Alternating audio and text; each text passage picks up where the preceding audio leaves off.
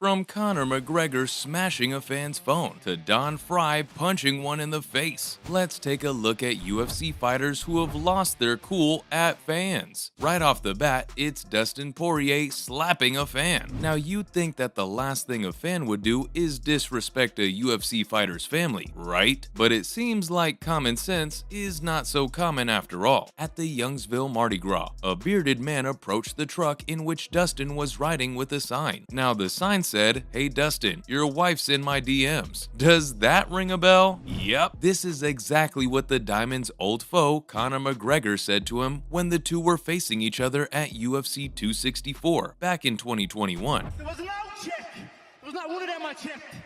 Your wife is in me DMs, hey baby, hit me back up on Twitter later on. So you can guess that it didn't take long for the UFC fighter to get triggered. After studying the sign for a minute, Dustin motioned to the fan to come close. Now to the fan, it looked like the Diamond was about to offer him a high five, but when he leaned in, the fighter slapped him across the face. He then flipped off the man as the truck drove away. Mess around and find out, right? You can't really blame Poirier for his reaction, since it was a pretty disrespectful thing to do. The message was loud and clear. Don't disrespect Dustin and his family or you'll face consequences. This was just a perfect example of how easily a prank can backfire. That being said, you know what this reminds me of? Kamaru Usman getting into a brawl with fans at Professional Fighters League. Let me tell you guys what went down in this one. Back in 2018, Kamaru and his manager Ali Abdelaziz went to the Professional Fighters League event in Madison Square Garden. Obviously, the Nigerian Nightmare was there to watch some fights, not to be in one. But that's not exactly how the situation turned out for him. According to the fighter, he and Ali left the auditorium to get some water while the national anthem was playing. Let me just, the whole scenario, whole situation where we go out to get some water to drink because we were thirsty, so we're coming back in. When the two of them returned, they waited for a while for the anthem to end before entering. Just when Usman made his way back, someone who appeared to be kneeling started shouting at them. The fan, who was obviously drunk, also started hurling racial abuses at the UFC champ.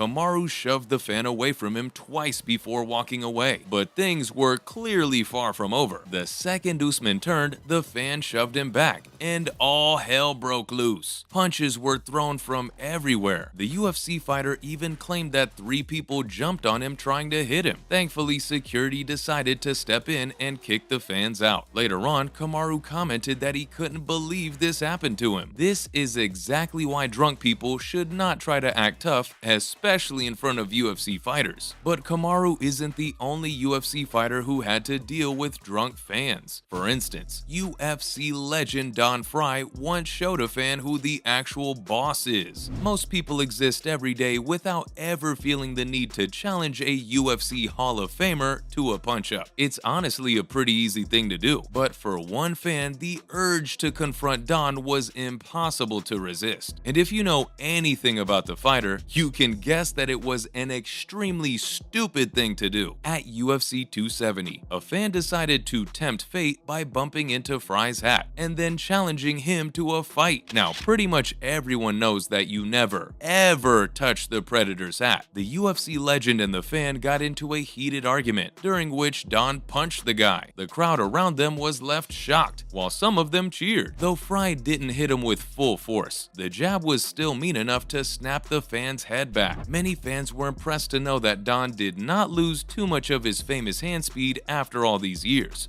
I would think so. Yeah. I don't see why. But you don't get people signing up to do shit like that anymore. You know? The fan, who was clearly drunk, was then kicked out and gifted a few additional days in the land of the living. The Hall of Fame fighter didn't face any criminal charges and was able to watch the rest of the night's action. But I have to say, it's not always the fan who ends up provoking the fighter. Just take a look at Conor McGregor smashing a fan's phone. This is probably the only fan on this list who did absolutely nothing wrong, but still suffered. Now, Conor and controversies go hand in hand. I mean, most of the time, the Notorious is making noise for all the wrong reasons. 55 division, and I see them all stuck in the mud in there. So, have I been wrong yet? Have I been wrong yet? No. Back in 2019, when McGregor arrived at the Fontainebleau Hotel in Miami, trouble followed. Seeing the famous fighter, fans couldn't help but snap pics of Conor upon his arrival. Well, that clearly didn't sit too well with McGregor, who grabbed a fan's phone and threw it on the ground, smashing it. Yep, totally unprovoked. The Mystic Man was then arrested and charged with strong-arm robbery and criminal mischief. The Notorious agreed to go to the police station after the officials assured him that it won't take more than 1 hour to resolve the issue. His criminal charges were then reduced to robbery by sudden snatching. It didn't take long for the footage of the incident to be released to the public, and fans were just left shocked. The victim also ended up launching a civil lawsuit against the Mystic Man, but McGregor ended up settling with him out of court. Now, let's talk about another UFC bad boy who can't stay out of trouble. Yup, I'm talking about Nate Diaz. At the Fight to Win Pro 77,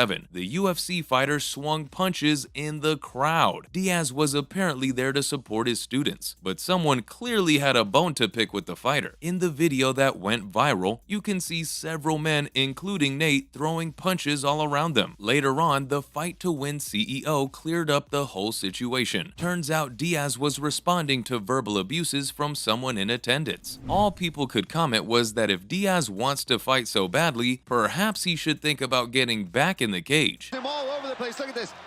Slap. Boom. Left hand.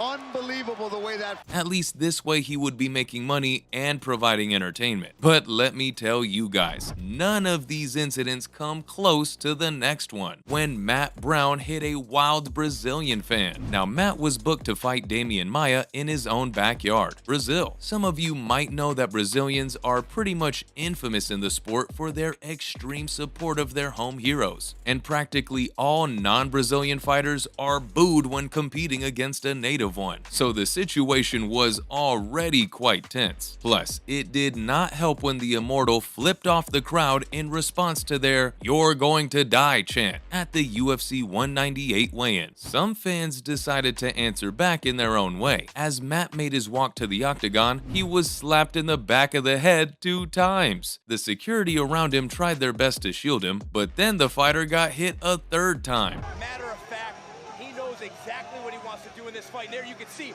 another fan grabbing his head and hitting him once again. Brown finally had enough and turned around and hit the person before security could come between them. I mean, the fighter was about to get into a fight before his fight. That's something fans would have loved to see, but security then intervened. Unfortunately, things didn't work out much better for the Ohio native, who ended up losing his fight later on. Well, there you have it. These were UFC fighters who lost their cool at fans. Thanks for watching, and I'll see you next time.